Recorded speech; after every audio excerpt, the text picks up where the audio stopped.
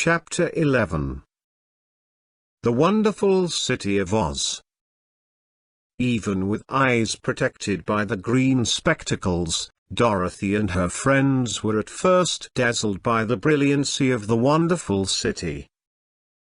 The streets were lined with beautiful houses all built of green marble and studded everywhere with sparkling emeralds.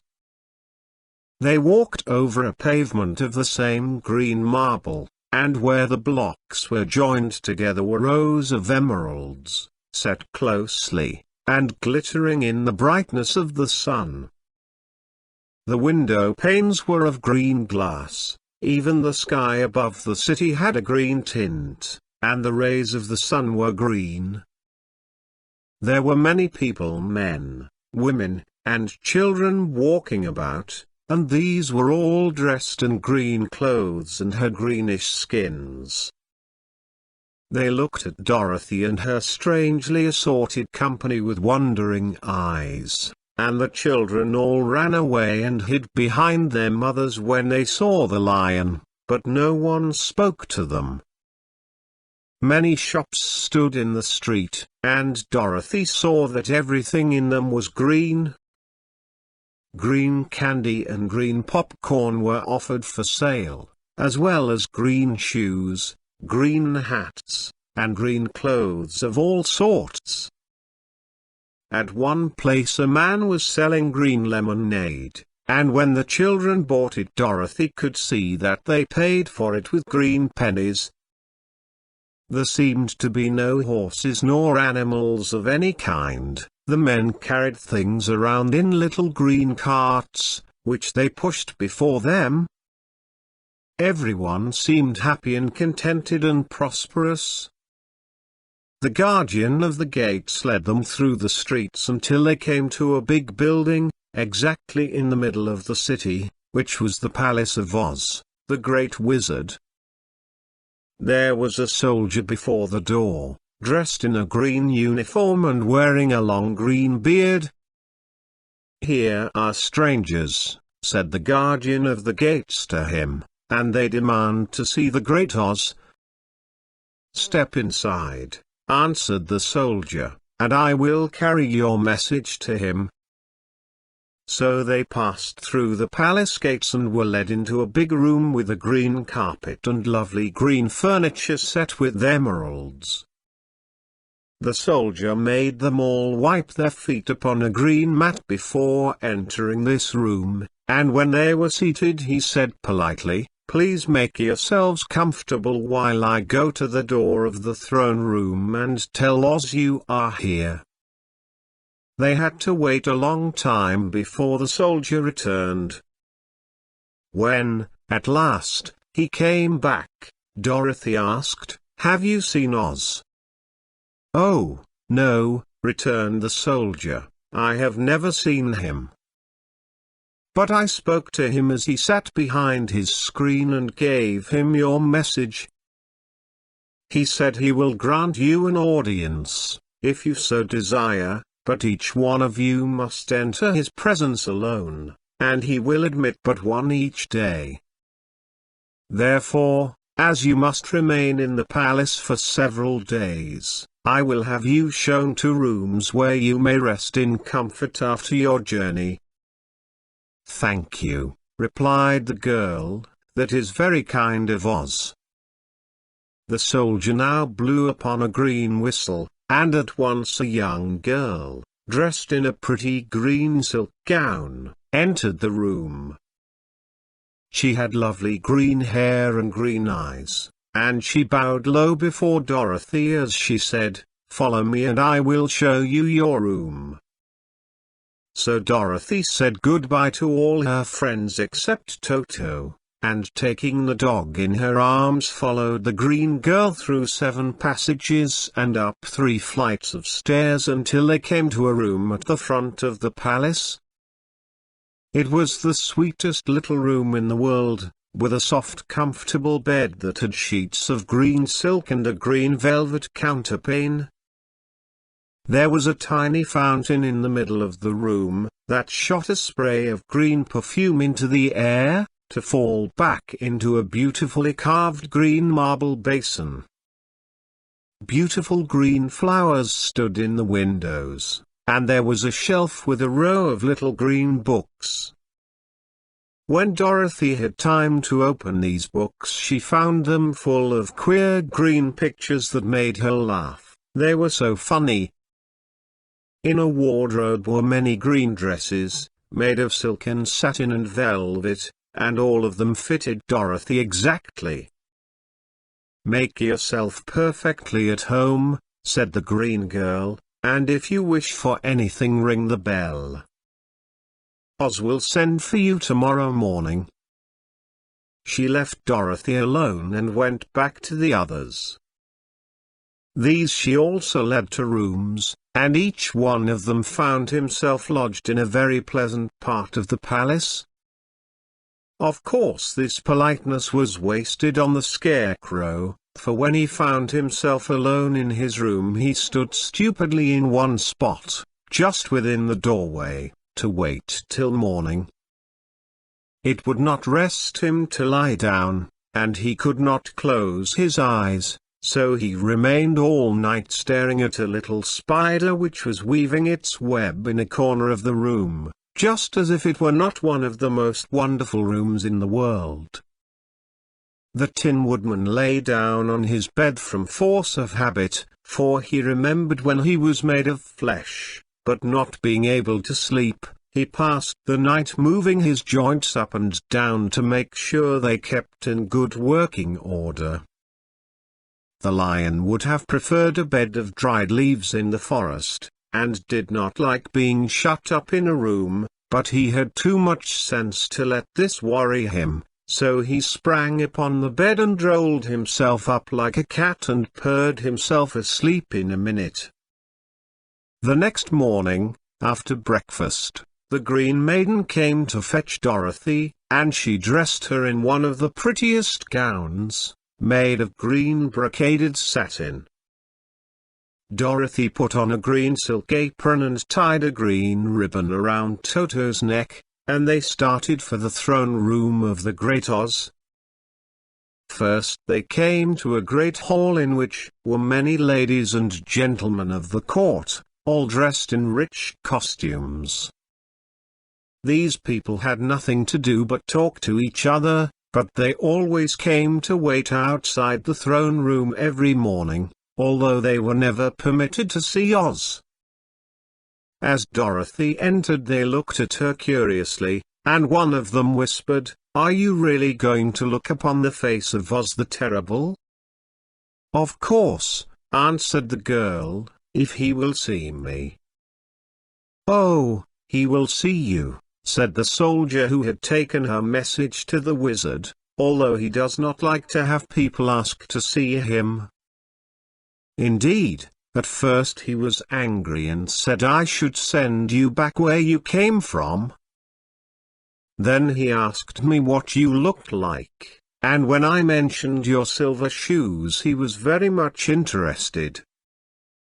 At last I told him about the mark upon your forehead, and he decided he would admit you to his presence. Just then a bell rang, and the green girl said to Dorothy, "That is the signal. You must go into the throne room alone." She opened a little door and Dorothy walked boldly through and found herself in a wonderful place. It was a big, round room with a high arched roof, and the walls and ceiling and floor were covered with large emeralds set closely together. In the center of the roof was a great light, as bright as the sun, which made the emeralds sparkle in a wonderful manner. But what interested Dorothy most was the big throne of green marble that stood in the middle of the room. It was shaped like a chair and sparkled with gems, as did everything else. In the center of the chair was an enormous head, without a body to support it or any arms or legs whatever. There was no hair upon this head, but it had eyes and a nose and mouth, and was much bigger than the head of the biggest giant.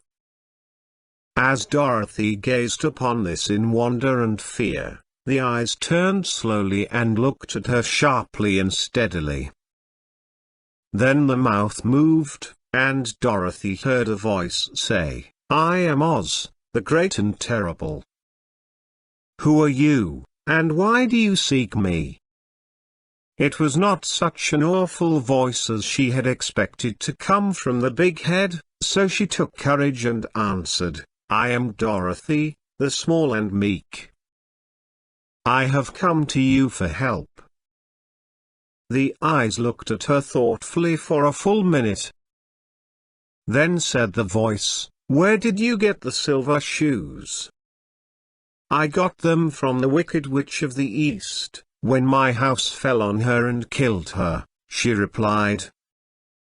"Where did you get the mark upon your forehead?" Continued the voice. "That is where the good witch of the north kissed me when she bade me goodbye and sent me to you," said the girl. Again the eyes looked at her sharply, and they saw she was telling the truth. Then Oz asked, "What do you wish me to do?" "Send me back to Kansas, where my Aunt Em and Uncle Henry are," she answered earnestly. "I don't like your country, although it is so beautiful. And I am sure Aunt Em will be dreadfully worried over my being away so long." The eyes winked 3 times, and then they turned up to the ceiling and down to the floor and rolled around so queerly that they seemed to see every part of the room. And at last they looked at Dorothy again. "Why should I do this for you?" asked Oz. "Because you are strong and I am weak, because you are a great wizard and I am only a little girl." "But you were strong enough to kill the Wicked Witch of the East," said Oz. "That just happened," returned Dorothy simply. "I could not help it." "Well," said the head, "I will give you my answer.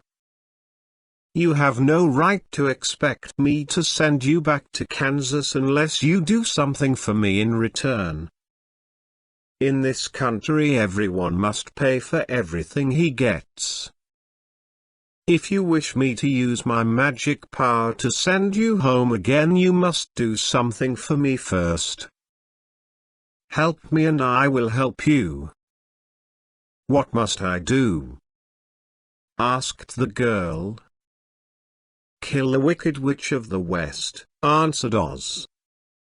"But I cannot," exclaimed Dorothy, greatly surprised. "You killed the Witch of the East and you wear the silver shoes, which bear a powerful charm. There is now but one Wicked Witch left in all this land, and when you can tell me she is dead I will send you back to Kansas, but not before." The little girl began to weep, she was so much disappointed, and the eyes winked again and looked upon her anxiously, as if the great Oz felt that she could help him if she would. "I never killed anything, willingly," she sobbed. "Even if I wanted to, how could I kill the Wicked Witch? If you, who are great and terrible, cannot kill her yourself, how do you expect me to do it?" "I do not know," said the head, "but that is my answer, and until the Wicked Witch dies you will not see your uncle and aunt again. Remember that the witch is wicked, tremendously wicked, and ought to be killed. Now go, and do not ask to see me again until you have done your task." Sorrowfully Dorothy left the throne room and went back where the lion and the scarecrow and the Tin Woodman were waiting to hear what Oz had said to her.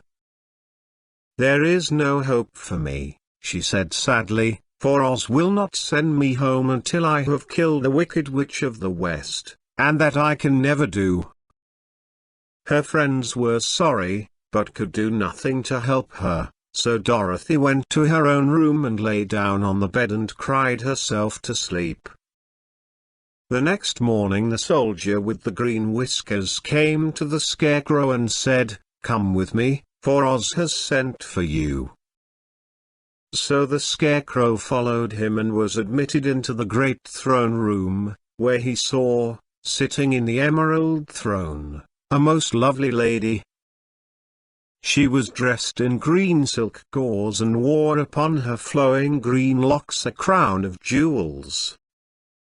Growing from her shoulders were wings, gorgeous in color and so light that they fluttered if the slightest breath of air reached them. When the Scarecrow had bowed, as prettily as his straw stuffing would let him, before this beautiful creature, she looked upon him sweetly, and said, "I am Oz, the great and terrible. Who are you, and why do you seek me?" Now the Scarecrow, who had expected to see the great head Dorothy had told him of, was much astonished, but he answered her bravely, "I am only a scarecrow, stuffed with straw. Therefore I have no brains, and I come to you praying that you will put brains in my head instead of straw, so that I may become as much a man as any other in your dominions." "Why should I do this for you?" asked the lady.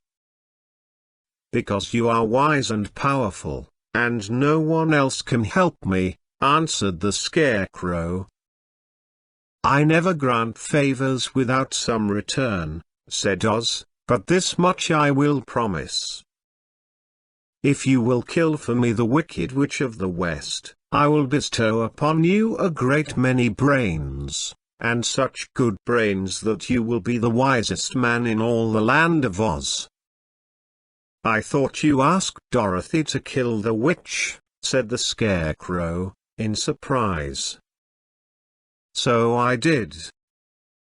I don't care who kills her. But until she is dead I will not grant your wish. Now go, and do not seek me again until you have earned the brains you so greatly desire." The Scarecrow went sorrowfully back to his friends and told them what Oz had said, and Dorothy was surprised to find that the Great Wizard was not a head, as she had seen him, but a lovely lady. "All the same," said the Scarecrow, "she needs a heart as much as the Tin Woodman." On the next morning the soldier with the green whiskers came to the Tin Woodman and said, "Oz has sent for you. Follow me." So the Tin Woodman followed him and came to the great throne room. He did not know whether he would find Oz a lovely lady or a head, but he hoped it would be the lovely lady. "For," he said to himself, "if it is the head, I am sure I shall not be given a heart, since a head has no heart of its own and therefore cannot feel for me. But if it is the lovely lady I shall beg hard for a heart, for all ladies are themselves said to be kindly-hearted." But when the Woodman entered the great throne room he saw neither the head nor the lady, for Oz had taken the shape of a most terrible beast. It was nearly as big as an elephant, and the green throne seemed hardly strong enough to hold its weight. The beast had a head like that of a rhinoceros, only there were 5 eyes in its face. There were 5 long arms growing out of its body, and it also had 5 long, slim legs. Thick, woolly hair covered every part of it, and a more dreadful-looking monster could not be imagined. It was fortunate that Tin Woodman had no heart at that moment, for it would have beat loud and fast from terror. But being only tin, the Woodman was not at all afraid, although he was much disappointed. "I am Oz, the great and terrible," spoke the beast, in a voice that was one great roar. Who are you, and why do you seek me? I am a woodman, and made of tin. Therefore I have no heart, and cannot love. I pray you to give me a heart that I may be as other men are. Why should I do this? Demanded the beast. Because I ask it, and you alone can grant my request, answered the woodman. Oz gave a low growl at this, but said, gruffly, if you indeed desire a heart, you must earn it. How? Asked the woodman. Help Dorothy to kill the Wicked Witch of the West, replied the beast. When the witch is dead, come to me, and I will then give you the biggest and kindest and most loving heart in all the land of Oz.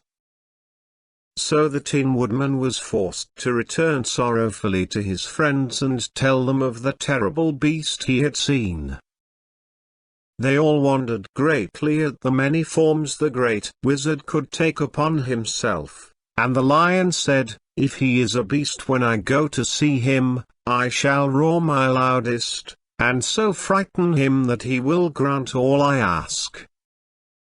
And if he is the lovely lady, I shall pretend to spring upon her, and so compel her to do my bidding.